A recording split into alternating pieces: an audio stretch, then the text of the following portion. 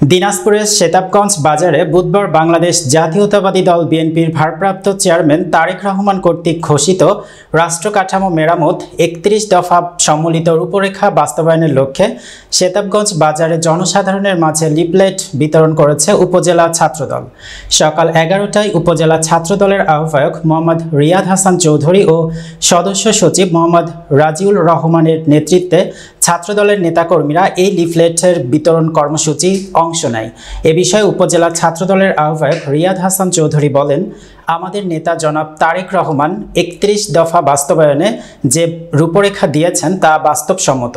এই রূপরেখা বাস্তবায়ন হলে রাষ্ট্র এবং রাষ্ট্রের মানুষ উপকৃত হবে। লিফলেট বিতরণ কর্মসূচিতে অংশ নিয়ে আমরা জনসাধারণের ব্যাপক সাড়া পাচ্ছি।